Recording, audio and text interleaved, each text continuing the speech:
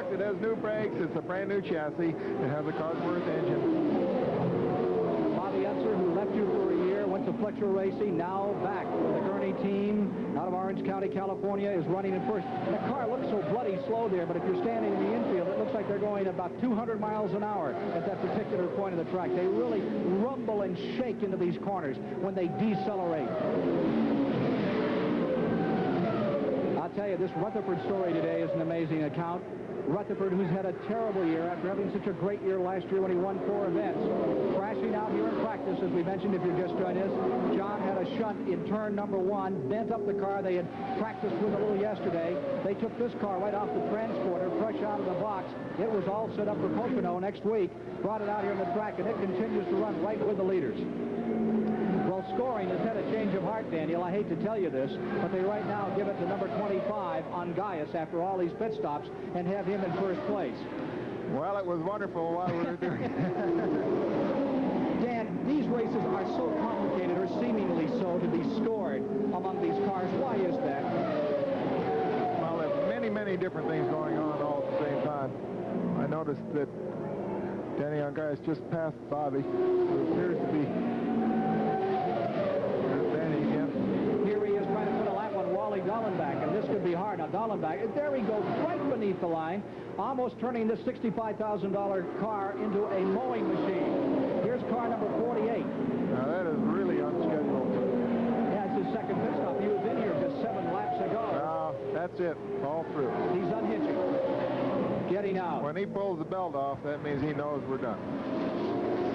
How do you feel right now? $65,000 car sitting there and the driver getting out, Daniel. Well, it's more like a $100,000 car, Ken.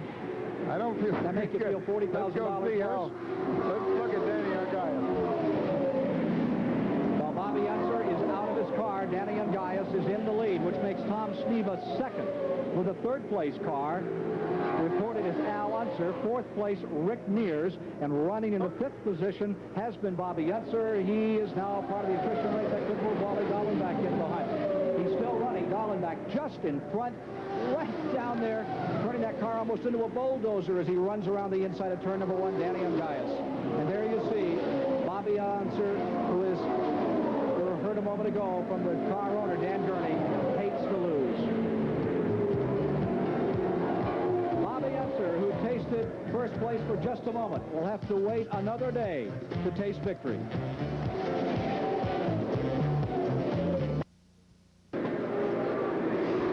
The interval between this car, Danny Ungaius, and the second place car of Tom Sneva is 2 8/10 seconds. We are 77 laps and miles into the 150-mile Rex Mays Classic, the Milwaukee 150. Ungaius leading Sneva by 2 8/10 seconds. Let's go to the pits. Brock Yates. I've got Bobby Unser with me. Bobby, the car obviously had some serious problems. What was it? Well, Brock, it looks like the magnet is going out. We had an inkling of that happening when I qualified.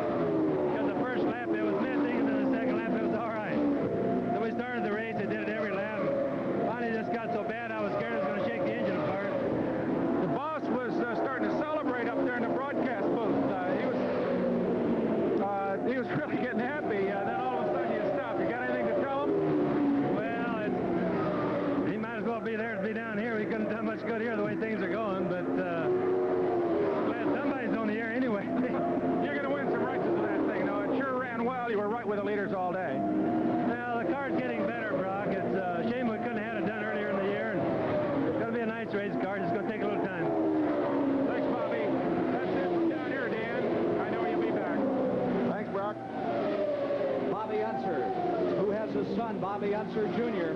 That kid could be a terror another couple of years. He's running sprint cars now. You're looking at Tom Sneva, who is running 2, now 3 seconds back. It was 2 8, now it is 3. Sneva trying to catch the fleet flying Danny Ungaius here this afternoon. Earlier, I talked with Tom Sneva. Horsepower or suspension geometry, Tom, what makes the difference here? Here in Milwaukee, in this little flat track, it's definitely geometry and suspension. You got to get the car through the corner. You can't carry it. If you get the car handling well through the corner, you can give up a little horsepower and still get her done. Lap lapping car number 85 as he whistles out of turn number 2. The Larry Cannon automobile, Tommy Sneva, in that beautiful Penske machine, the PC6. And they say the PC7 is going to be a thunderer, perhaps even faster than this machine. Here he is moving around a couple of lapped automobiles. The Lecusco car, one of them, and now he sails around trying to catch some ground on that leader on Gaius. Moving in again on car number 78, Mike Mosley. Shoots the gap on the inside. That's on Gaius, working his way through traffic. Just phenomenal. When it goes right, it sure goes right. Right, Daniel? That's right, Ken. This traffic is very difficult stuff. You can't afford to dally, but you can't afford to make a mistake.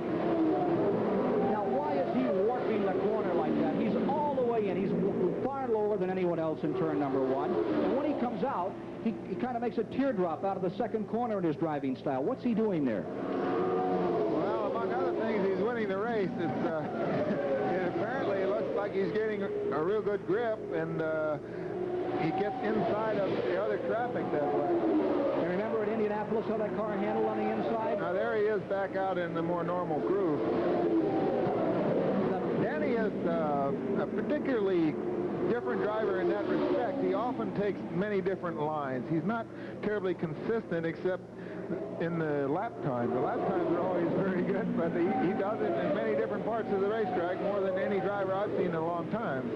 Reminds you of the stories you used to hear about Hugo Laurie, who always had his own line on any racetrack he went to. And take a look at this line. Whoa. See how rough that is? Front end swirling on him for just a moment, skittering that car through there. About 115, 120 miles an hour there as he decelerated and came into turn 1? Yes, I'd say at least that much.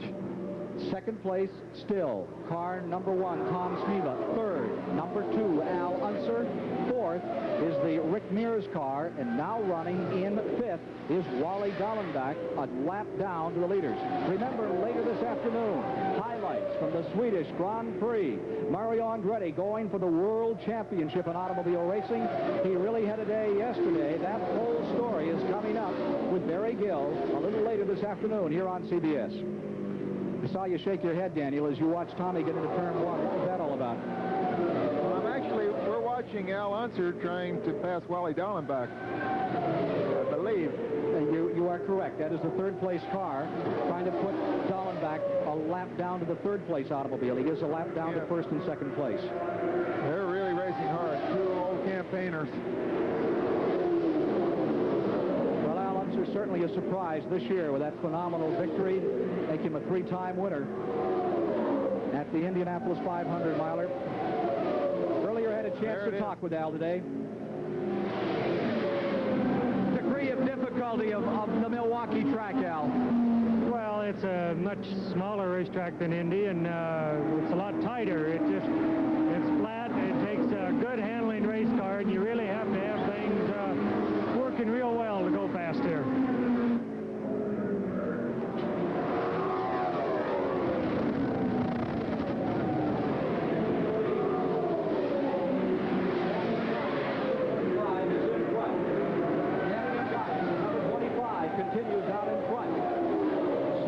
Automobile, car number 1, Al Unser. And this phenomenal Carnelli Jones Bell's Mellon automobile still has it all hitched up. Can it stay there from lap 89 to lap 150? We'll find out as the afternoon progresses here on CBS.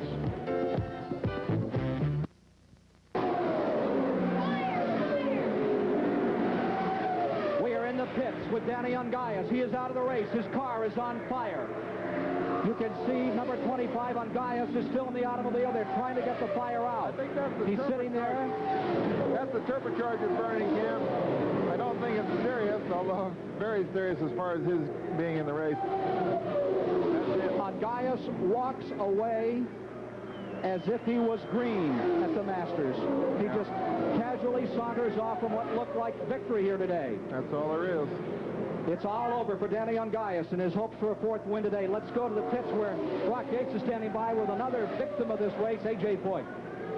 The champ's out, and the problem obviously was handling. Right, A.J.? That's quite true. You know, I said earlier when we had an interview, we was having a lot of serious problems with the chassis, and the car wrecked, and it looked real real good the first 4 or 5 laps. I figured we'd motor up there and race with the best of them, and then all of a sudden I just started running so loose, the back end was hanging out, and then I unhooked the sway bar, and regardless of what I did to the car, it made no difference, and all I was doing is just creating a lot of tire temperatures, and when you get the tires hot, you automatically slow down, so I just couldn't see standing out there hurting myself or somebody else.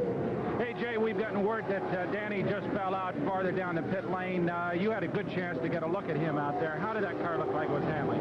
The car is handling beautiful. They've got their, you know, their ball game together. They're running real good, competitive, and everything else. But like I say, you know, you got to finish them to win them, and Danny's going to be the upcoming guy. But we're just going to make some more strategy changes and get rid of these old junkers.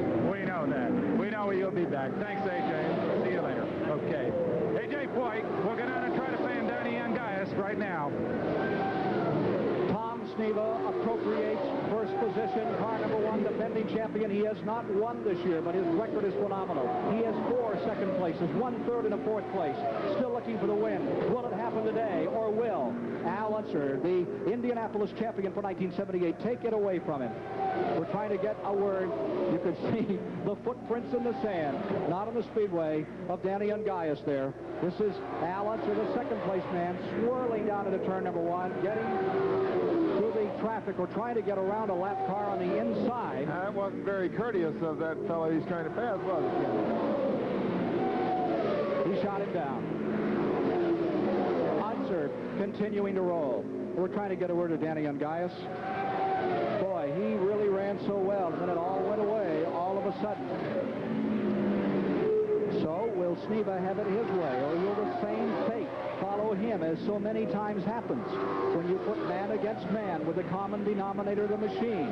The men are right on the thin edge of disaster at all times, riding so well, but it can be a 65-cent part that can put you out of the race, or indeed take your life, as it did in the case of Bettenhausen when he crashed years ago at Indianapolis. That's the uniqueness of this sport. This is the reverse of the race at Indianapolis. Remember, Al Unser leading with Tom Sneva second. Sneva, 7 3/10 of a second over the second place Unser. Question is, can Unser close? We'll be following that story here, and you'll be seeing more of the Rex Mays Classic live from Milwaukee here on CBS.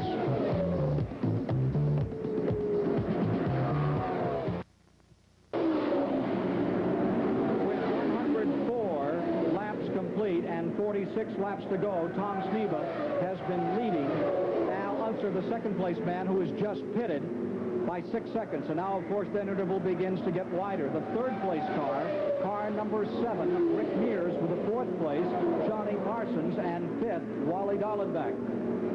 For a report on Danny Angaius as they push Al Unser out. For a report on the leader, Danny Angaius, who retired just moments ago, here's Brock Yates. Ken, I'm down here at the Danny Angaius pit. It's one of the more desolate moments in motor racing, that inevitable cleanup of the crew, by the crew, of all the gear in this pit after Angaius retired.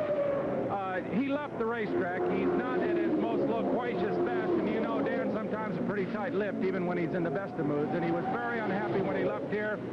The engine simply blew up, said one of the crewmen, and that ended it for him this afternoon. Back to you. Now, we had 3 cars running in the lead lap, Dan. They were the cars of Sneva, Unser, and the Rick Mears car, and then a lap down in 4th was the Parsons car with the 5th place car, Dallenbach. Leader pitting, Sneva in. 6th place car, Rutherford. 7th place car is currently Larry Dixon of Marietta, Ohio. Now, there's your leader in. Dan has the watch on him. This will be his last stop of the day, right, Daniel? Yes, that should do it. Boy. Now, that was much faster than Al's stop was. Now, let's see whether or not they were able to get all the fuel into it. We won't know until much later, Ken. Until he runs out. It appeared that with Al, he was waiting for them to get all the fuel in. Maybe the Penske crew has a much more rapid fueling system. More and more, the story is becoming Rick Mears in number 7. This youngster who cut his teeth racing in the Baja Peninsula out in the Mojave Desert is beginning to really run like Roger Penske said he would. You know, the first part of the season, we didn't see him in very much action. But all of a sudden, he's really taking hold. He had second at Montsport a week ago on the road course up there in Canada near Toronto. Today, he's back running currently in the lead.